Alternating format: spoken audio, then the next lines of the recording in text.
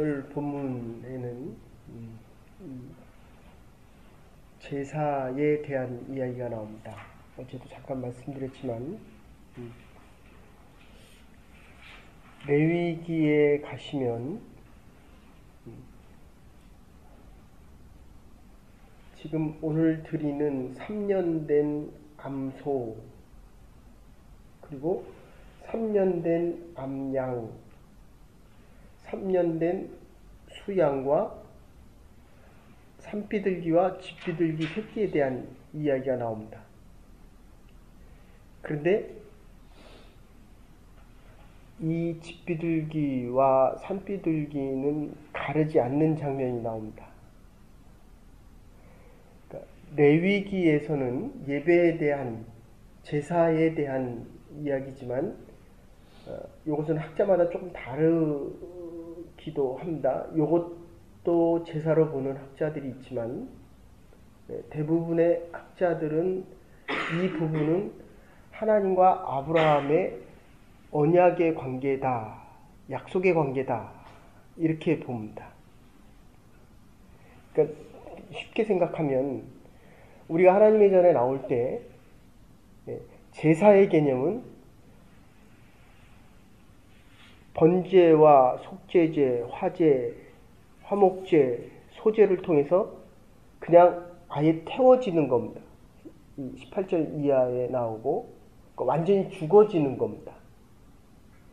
근데 아직까지도 이 아브라함의 모습은 하나님께서 내가 너에게 복을 주겠다라고 얘기하면 8절에 보시는 대로 하나님 내가 이것을 하나님이 주신 업인지 어떻게 알겠습니까? 라고 다시 반문해서 묻습니다. 그죠?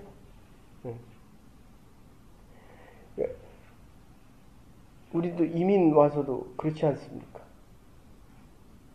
하나님께서 분명히 이 땅에 보내셨는데도 이 자리 잡으려면 많은 수고와 노력과 시간이 필요합니다. 그래서 온 지 얼마 안 되면 한국으로 갈까? 또 모든 게 좀 잘 되는 것 같으면 하나님 감사합니다 라고 하다가 조금 더 어려움이 오면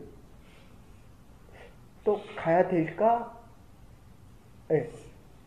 그리고 이제 좀 더 나가는 사람들은 하나님 도대체 이게 뭡니까? 라고 아브라함처럼 묻게 됩니다. 그래서 보시는 대로 아직도 아브람입니다. 아브라함이 아니고 아직도 이 사레입니다. 사라가 아니고 그러니까 이 제사의 개념에서도 아직도 아브라함이 원하는 대로 하나님께서 해주셨으면 하는 아브라함에 대한 하나님의 바람을 하나님께서 들어주시는 장면입니다. 그러니까 아브라함이 원하는 약속을 어제도 말씀드렸지만 이 카리트 브레트 하는 말은 이게 반을 잘라가지고 뒤에서도 보시면 하나님이 그 자른 사이를 지나가시는 겁니다. 그래서 그게 18장에 나오는데 이제 하나님께서 약속을 하시기는 이제부터는 이 네가 한 언약이라도 하나님께서 지나간 이 불의 약속 때문에 이 불은 소멸입니다. 완전히 다 타버리는 겁니다. 그래서 이제 순복음 계통의 교회에서는 이 성령의 불을 많이 강조합니다. 물론 이 불에 대한 의미는 이제 19장 18절에도 가면 아브라함이 출애굽기 19장 18절에 가면 모세가 창세기 2장에서 창세기 3장 2절에서 소명을 받을 때 타지 않는 떨기나무에서 불 가운데 있는 하나님을 만납니다. 그리고 성전을 다시 지을 때 하나님이 다시 불로 임재합니다. 19장에 가면, 그리고 24장에 가도 다시 하나님께서 모세에게 불로 임하고, 솔로몬 시대에 가면, 열왕기 7장 정도에 가면 솔로몬이 다시 성전 지을 때 성령의 불로 임재하는 게 나옵니다. 그리고 우리가 가장 잘하는 것이 엘리야가 바알 선지자, 바알과 아세라 450명과 400명, 850명과 12단을 쌓았고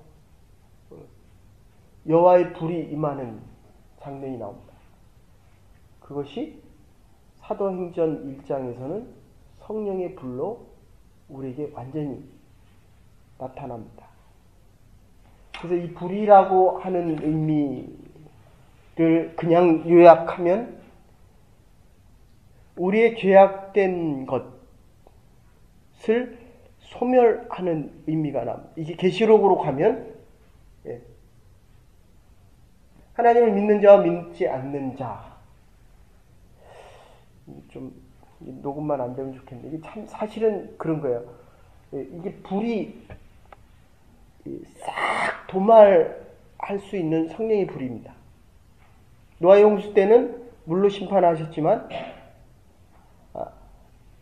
예수님께서 재림주로 오실 때는 반드시 성령의 불로 죄된 것을 다 태우셔야 합니다.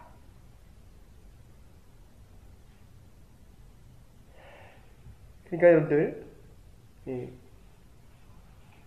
이 다시 오실 예수 그리스도를 맞이할 때 이 18절이 이제 다시 오실, 우리 앞에서 가죽옷에 대한 것 했습니다. 아담과 하와가 선악과를 먹고 에덴 동산에 쫓겨날 때 가죽옷, 예수 그리스도의 오실 임재의 상징일 뿐만 아니라 약속이었다고 한다면은 여기서는 하나님께서 아브라함이 원하는 것을 애굽으로부터 유프라데까지 이 땅을, 모든 땅을 이제 너희에게 주겠다. 보십시오. 내가 너에게 복을 주고 너로 하여금 창대케 하리라. 그리고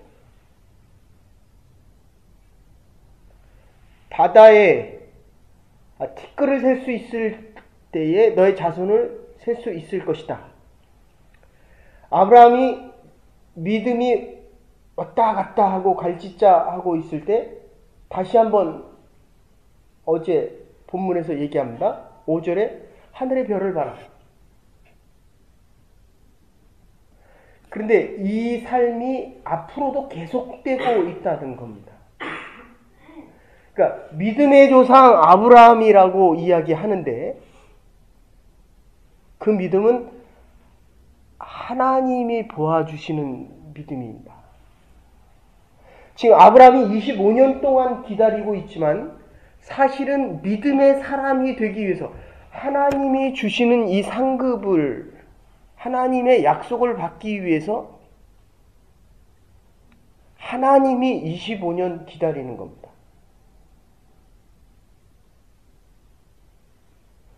여러분들 기다린다고 미래가 있는 게 아닙니다.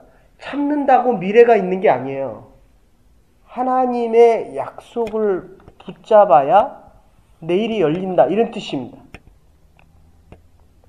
지금 우리가 여기 이렇게 나와 있지만 사실은 우리의 마음 속에 너무 많은 부분들이 이제는 이렇게 살다 가는가 보다 라고 합니다.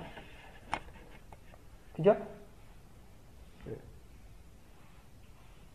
제가 어제도 문자 받았습니다. 그런데 결혼한 지 3년 지나도, 결혼 3주년이 돼도 별로 달라진 게 없습니다.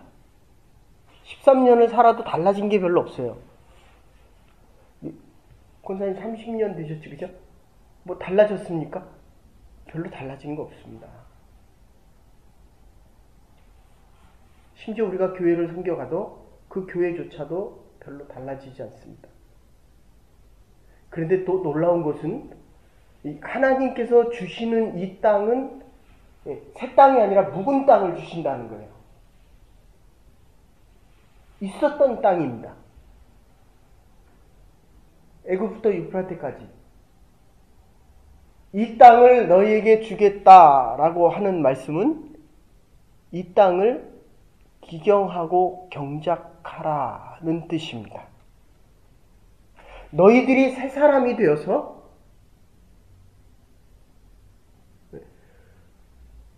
이 땅에 들어가서 이 땅뿐만 아니라 이 나라 사람들을, 근데 이제 이스라엘 사람들은 이걸 어떻게 해석하냐면 이거 있는 사람들을 다 내쫓으라는 겁니다. 그렇죠? 그리고 chosen people, 선택받은 백성들만 살아라, 이런 뜻으로 해석합니다. 그래서 이스라엘 사람들은 어떤 도네이션이나 서포트를 해도 그 중에 누군가가 믿는 사람이 이스라엘 사람들이, 이스라엘라이트가 있는 사람들만 돕습니다. 제가 아는 목사님, 정말 세계적인 음악 소질을 가지고 있어서 이스라엘 사람들이 뽑아다가 서포트하려고 계속해서 묻습니다. 네 사촌이 누구 혹시 이스라엘과 관계되는 사람이 없냐? 점점 물어보고 10촌 중에 아니면 네가 아는 사람 중에 누가 이스라엘 사람이 없느냐라고 물어서 연관이 돼야만 하고, 연관이 없다라고 하면 서포트하려고 하는 것을 떠나서 다른 사람을 줍니다. 2등, 3등 하는 사람들을 줍니다. 자, 지금 이 3년 됐다라고 하는 것은 성부성자 성량처럼 작은 수, 큰 수는 7의 완전수를 얘기하지만 작은 수, 성부성자 성량에 완전하고 온전한 예물을 드려라, 그런 뜻입니다. 그래서 피에테가 그런 이야기합니다. 당신 인생 속에 하나님이 있기를 원하느냐? 너의 전부를 바치라는 거예요. 그러면 그 하나님이 너의 가슴 속에 있는 것을 알게 될 것이다. 전부를 드려라. 온전하다, 완전한 염소를 드려라. 그런데 어쨌든 집비둘기와 삼기들기를 자르지 않았더니 이 집비둘기 주위에는 솔개가 계속 와서 좋습니다. 완전하게 자르지 않으면 이게 신약에 와서는 십자가 신학으로 바뀝니다. 완전하게 죽지 않으면 살아있는 작은 것들이 늘 사단의 유혹을 부릅니다. 여러분들, 사단에게 시간과 기회를 허락한다라고 하는 것은 애굽에 왜 갑니까? 결국 먹을 게 없어서 나중에 요셉을 팔은 그 사건을 하나님께서 이스라엘 백성들의 출애굽 사건으로 만드시지만 결국은 남아있는 작은 것들, 우리는 자꾸 이렇게 이야기합니다. 앞에서도 우리가 봤지만 10의 1을 드린다는 것은 이 나머지가 아닙니다. 하나님께 전부를 드리고 시작하는 겁니다. 이게 하나님의 것이라는 것을 인정하고 시작하는 겁니다. 지금 우리가 나와서 이 첫 것을 드린다, 첫 시간을 드린다라고 하는 것은 이 24시간이 하나님으로부터 온다는 고백의 시작입니다. 이게 시작이 안 되니까 지금 68억 정도 이야기합니다. 20년 전만 해도 60억이 안 될 때만 해도 한 58%가 크리스찬이다. 죄송합니다. 3분의 1이 크리스찬이다 라고 얘기할 때 그러면 한 20억이 크리스찬, 카톨릭 포함하는 겁니다. 그런데 20억 중에서 나는 크리스찬이라고 하지만 익명의 크리스찬, 이런 표현을 씁니다. 교회도 안 나가고 그러나 자기가 기독교인이라고 생각하는 사람들이 56%라는 거예요. 요새는 더 많아졌습니다.